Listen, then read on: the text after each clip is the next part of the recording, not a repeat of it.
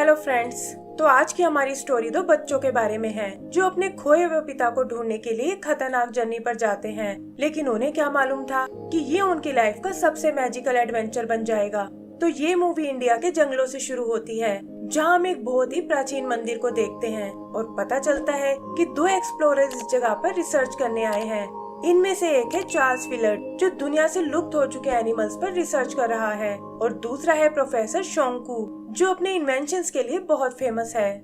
साथ मिलकर उन्होंने कई रहस्यों से पर्दा उठाया है और यहाँ भी उन्हें ऐसा ही एक मिस्टीरियस टैबलेट मिलता है। वो देखते हैं कि टैबलेट पर किसी हिडन वर्ल्ड तक जाने का रास्ता है, जहाँ यूनिकॉर्न के साथ साथ और भी कई मैजिकल एनिमल्स रहते हैं। चार्ल्स बताता है कि उसके बच्चों को यूनिकॉर्न्स बहुत पसंद है और इस पर शोंकू कहता है कि अगर तुम चाहो तो मैं पुराने डीएनए को जोड़कर एक असली यूनिकॉर्न बना सकता हूँ। लेकिन चार्ल्स इसके लिए मना कर देता है और कहता है कि बनाने से ज्यादा मैं उसे ढूंढना पसंद करूंगा। तभी हम फ्रैंक नाम के एक विलेन को देखते हैं, जो शोंकू के इन्वेंशन चुराकर उससे पैसा कमाना चाहता है और इसीलिए उसकी नजर हमेशा उसके मिशंस पर रहती है। वो उन्हें बांधकर उनकी डायरी को चुरा लेता है और कहता है कि अब उसे अमीर बनने से कोई नहीं रोक सकता। फिर वो उन्हें मरने के लिए छोड़कर निकल जाते हैं, लेकिन किस्मत उन दोनों को बचा लेती है और वो उस टैबलेट को लेकर बाहर निकल आते हैं। तभी वो फ्रैंक के हेलीकॉप्टर को देखते हैं और शोंकू उसका पीछा करने के लिए अपनी राइड मंगवाता है। फिर वो अपने गैजेट्स की मदद से उस डायरी को वापस पाने की कोशिश करता है, लेकिन इसी चक्कर में चार्ल्स बैलेंस खोकर नीचे गिरने लगता है। शोंकू भी डायरी छोड़कर अपने दोस्त को बचाने जाता है और एक पैराशूट की मदद से वो दोनों सेफली नीचे आ जाते हैं। आगे का सीन 18 महीने बाद का है, जहां हम मेलोडी और उसके भाई मो को देखते हैं और पता चलता है कि वो यहाँ अपने डैड चार्ल्स को ढूंढने आए हैं। जल्दी ही उनकी ट्रेन स्टेशन पर पहुँच जाती है और हम देखते हैं कि एक रोबोट छुपकर उन दोनों को आइडेंटिफाई कर रहा है। मेलोडी मो से कहती है कि हमें प्रोफेसर शोंकू तक पहुंचना होगा, क्योंकि वही है जो इसमें हमारी मदद कर सकते हैं। लेकिन बाहर उनका सामना फ्रैंक के लोगों से होता है, जो उन दोनों को किडनैप करने आए हैं। रोबोट भी खतरे को समझ जाता है और बच्चों को उनके साथ नहीं जाने देता। वो बताता है कि मैं शोंकू का पर्सनल रोबोट रोबू हूँ और उन्होंने ही मुझे तुम्हें लेने भेजा है। फिर वो उसकी बाइक से आगे बढ़ने लगते हैं और रोबू उन्हें शोंकू के मेंशन में ले आता है। शोंकू को लगता है कि ये शायद उसके नए असिस्टेंट हैं और वो उन्हें अपनी लैब में चलने को बोलता है, जहां वो एक नए एक्सपेरिमेंट पर काम कर रहा है। मेलोडी और मो उसे बताने की बहुत कोशिश करते हैं, लेकिन शोंकू उनकी बातों पर कोई ध्यान नहीं देता और उन्हें दिखाता है कि कैसे उसने डीएनए की मदद से एक यूनिकॉर्न बना लिया है।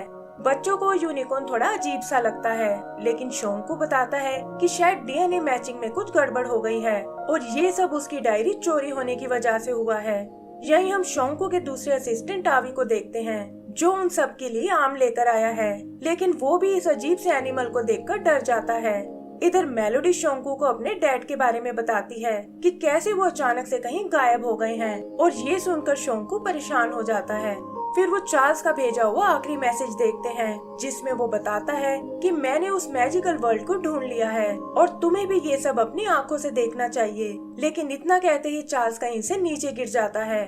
मेलोडी और मो उससे अपनी मदद करने को कहते हैं और शोंकू भी इसके लिए तैयार हो जाता है और कहता है कि तुम्हारा पिता होने के साथ साथ वो मेरा दोस्त भी है। आगे वो अपने जेट से उसकी लास्ट लोकेशन की ओर जाते हैं, जो अल्मोड़ा नाम का एक छोटा सा टाउन है। लेकिन रोबू देखता है कि कोई दूसरा प्लेन उनका पीछा कर रहा है। शोंकू जानता है कि ये जरूर फ्रैंक का ही काम है और बचने के लिए वो अपने जेट को एक स्टॉर्म में ले जाते हैं। फ्रैंक के लोग उन पर एक लेजर से अटैक करते हैं, जिससे उनके एक इंजन में आग लग जाती है, लेकिन रोबू किसी तरह उन्हें बचाकर अल्मोड़ा के एयरपोर्ट पर लैंड कर जाता है। शोंकू रोबू से प्लेन को ठीक करने को बोलता है और खुद पुलिस स्टेशन में चार्ल्स का पता करने जाता है। वहाँ इंस्पेक्टर उसे चार्ल्स का कुछ सामान देता है, जिसमें उसका मोबाइल फोन भी है, और बताता है कि ये कुछ हाइकर्स को एक घाटी में पड़ा हुआ मिला था और इसके अलावा चार्ल्स की कोई इन्फॉर्मेशन नहीं है। इधर एक मंकी मो से उसका हेडफोन चुरा लेता है और उसे पकड़ने के चक्कर में वो दोनों एक सुनसान जगह पहुंचते हैं। वहाँ उनका सामना दो बदमाश लोगों से होता है, जो टूरिस्ट समझकर उन्हें लूटना चाहते हैं। लेकिन तभी उनकी मदद करने एक मार्को नाम का आदमी आता है। वो उन बदमाशों की बहुत पिटाई करता है और बच्चों को सेफली वापस उनके प्लेन तक ले आता है। यही शोंकू को चार्ल्स के फोन में कुछ क्लूज मिलते हैं, जो उसने स्पेशली शोंकू के लिए छोड़े थे, और वो अपनी टीम को बताता है कि हमें चार्ल्स को ढूंढने के लिए हिमालय पर जाना होगा। मार्को भी इस काम में उनकी मदद करने को कहता है और बताता है कि मैं इस जर्नी के लिए याक्स अरेंज कर सकता हूँ। शोंकू इसके लिए एग्री हो जाता है और वो सब अपनी जर्नी पर निकल पड़ते हैं। रास्ते में उनका सामना बहुत सी मुश्किलों से होता है, लेकिन वो अपनी हिम्मत नहीं हारते और चार्ल्स की दी हुई लोकेशन तक पहुंच जाते हैं। शोंकू के मुताबिक वहाँ एक टेम्पल होना चाहिए था, लेकिन वो जगह तो एकदम खाली थी। और तब रोबू कहता है कि शायद हमें जमीन के नीचे देखना चाहिए। शोंकू डिटेक्टर से आइस के नीचे चेक करता है और वहाँ उन्हें उस टेम्पल का सीक्रेट रास्ता मिलता है। शोंकू बताता है कि यहीं से उन्हें आगे जाने का क्लू मिलने वाला है, लेकिन उसके लिए हमें सुबह तक इंतजार करना होगा। और फिर वो सब सोने चले जाते हैं। सुबह वो सूरज की पहली रोशनी को फॉलो करने को कहता है और वो देखते हैं कि उससे दीवार पर एक बुल की शेप बन रही है, जिसका मुंह उत्तर दिशा की तरफ है। वहाँ दूर उन्हें एक पहाड़ नजर आता है जिसकी शेप सोते हुए इंसान के जैसी है और शोंकू बताता है कि हम लोगों को वहीं जाना होगा। फिर हम उन्हें याक और स्लेज लेकर आगे बढ़ते हुए देखते हैं, जहाँ रास्ते में उन्हें एक फ्रोजन रिवर मिलती है। शोंकू सेफ्टी के लिए सबको स्लेज में बैठने को बोलता है, लेकिन तभी उस रिवर में क्रैक्स आने लगते हैं। याक भी घबराकर स्लेज से अलग हो जाते हैं और स्लेज एक बर्फीली टनल से होते हुए क्रैश हो जाती है। शोंकू देखता है कि उनके सभी लोग एकदम ठीक हैं और वो उनसे आगे बढ़ने की तैयारी करने को बोलता है। तभी वहाँ हम कुछ लोगों को आते हुए देखते हैं जिन्होंने हाथ में गन्स पकड़ी हुई हैं और उनकी लीडर है यामू नाम की लेडी। वो उन्हें बताती है कि ये सारा इलाका मेरे अंडर में है और तुम्हें यहाँ आने की सजा मिलेगी। मेलोडी उसे समझाने की कोशिश करती है और तभी वो देखती है कि यामू के हाथ में उसके डैड की घड़ी है। इधर यामू उन्हें छोड़ने के बदले रोबू को अपने हवाले करने को कहती है, लेकिन शोंकू के दिमाग में तो कुछ और ही चल रहा था। दोनों बच्चे स्नोबॉल से उन्हें मारने लगते हैं और मौका देखकर शोंकू उन पर अपनी डार्ट गन से अटैक करता है। वो बताता है कि वैसे तो ये डार्ट्स एकदम हार्मलेस हैं, लेकिन इसका असर इन्हें हेलुसिनेट करने लगेगा। होता भी बिल्कुल ऐसा ही है और यामू के लोगों को वहाँ ड्रैगन नजर आने लगता है। यामू शोंकू पर अटैक करने आती है, लेकिन रोबो एक ही पंच में उसे ढेर कर देता है। फिर वो उससे उस घड़ी के बारे में पूछते हैं और यामू बताती है कि ये तो उसके दोस्त चार्ल्स ने उसे दी थी जब वो यहाँ से अपनी जर्नी पर जा रहा था।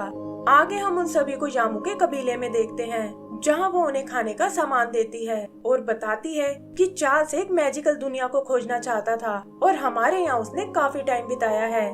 तब मेलोडी उससे अपने डैड के बारे में पूछती है और यामू कहती है कि कल सुबह मैं तुम्हें उसकी लास्ट लोकेशन तक ले जाऊंगी। सुबह वो उन्हें एक पहाड़ी तक लेकर आती है और कहती है कि हम इससे आगे नहीं जा सकते। फिर उन्हें गुड लक बोलकर वो वहाँ से निकल जाती है और शोंकू और उसकी टीम आगे बढ़ने लगती है। संकरे रास्ते और बर्फीली वादियों से होते हुए वो एक ब्रिज तक आते हैं, लेकिन जैसे ही मेलोडी उस पर चलना शुरू करती है वो ब्रिज टूट जाता है और मेलोडी नीचे बने एक क्रिस्टल ब्रिज पर जा गिरती है। शोंकू और बाकी लोग भी ब्रिज तक पहुंच जाते हैं और वहाँ उन्हें एक सीक्रेट रास्ता नजर आता है। उस रास्ते से होते हुए वो एक मोनेस्ट्री तक आते हैं, जहाँ बीचों बीच एक चमकता हुआ ग्लोब रखा हुआ है। आगे जाने पर उन्हें एक बुक नजर आती है जिसके बगल में बुद्धा का एक बड़ा सा स्टैचू है और मेलोडी देखती है कि ये बुक तो संस्कृत लैंग्वेज में है जो उसके डैड उसे सिखा चुके हैं। वो बताती है कि बुक में भी किसी ड्रीम वर्ल्ड के बारे में बताया गया है, लेकिन वहाँ तक जाने के लिए उन्हें फ्लाइंग पावर की जरूरत पड़ेगी। शोंकू भी देखता है कि ये लाइब्रेरी किसी लैब के जैसी है, जहाँ ऐसे एक्सपेरिमेंट के बारे में लिखा है जिसके बारे में इंसान सोच भी नहीं सकता। यही मार्को घूमते हुए एक सीक्रेट रूम में आता है जहाँ ढेर सारा खजाना रखा हुआ है और यहाँ पता चलता है कि वो तो असल में फ्रैंक के लिए काम करता है और उसने उसे यहाँ की लोकेशन शेयर कर दी है। इधर शोंकू और बच्चों को सामने एक क्रिस्टल बॉल नजर आती है और वो समझ जाते हैं कि आगे जाने के लिए हमें इसे पार करना होगा। तभी वो मार्को को वहाँ आते हुए देखते हैं, जिसने हाथ में ढेर सारा खजाना पकड़ा हुआ है और शोंकू भी उसकी असलियत जान जाता है। फिर वो उसे हवा में उड़ते हुए देखते हैं और मार्को बताता है कि ये सब तो इन पावर बूट्स का कमाल है और ये कहकर वो वहाँ से निकल जाता है। तभी आवे सबके लिए वैसे ही बूट लेकर आता है, जिसकी मदद से वो उस क्रिस्टल वॉल तक जाते हैं और देखते हैं कि वहाँ तो एक अलग ही दुनिया बसी हुई है। शोंकू देखता है कि मेलोडी और मो भागते हुए आगे निकल गए हैं और वो भी उनके पीछे जाने का प्लान करता है। दूसरी तरफ हम एक शिप को देखते हैं और पता चलता है कि फ्रैंक अपने लोगों के साथ वहां आ पहुंचा है ताकि यहाँ के एनिमल्स और प्लांट्स को चुराकर अपनी दुनिया में ले जा सके। उधर शोंकू और उसके साथियों का सामना एक मिनोटोर से होता है और वो सब उससे बचकर भागने लगते हैं। तभी झाड़ियों में से एक यंग आदमी बाहर आता है और शोंकू देखता है कि ये तो उसका दोस्त चार्ल्स ही है, जिसे इस दुनिया ने काफी बदल दिया है। चार्ल्स बताता है कि मिनोटोर तुम्हें कोई नुकसान नहीं पहुंचाएगा, क्योंकि मैंने उसे समझाकर दूर भेज दिया है और मैं तो यहाँ तुम्हारे शिप को देखकर आया हूँ। लेकिन शोंकू कहता है कि हम तो यहाँ कोई शिप नहीं लाए, और वो समझ जाते हैं कि ये जरूर फ्रैंक ही होगा। उधर मेलोडी और मो की नजर एक असली यूनिकॉर्न पर पड़ती है और इससे पहले कि वो उसके पास जा पाए, मार्को उसे पकड़कर अपने साथ ले जाता है।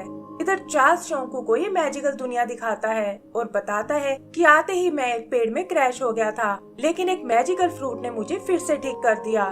फिर जैसे ही मैंने यहाँ से वापस जाने की सोची, मेरा शरीर गायब होने लगा और पता चला कि उस फ्रूट ने मेरी बॉडी केमिस्ट्री को चेंज कर दिया है और अब मैं यहाँ से बाहर नहीं जा सकता।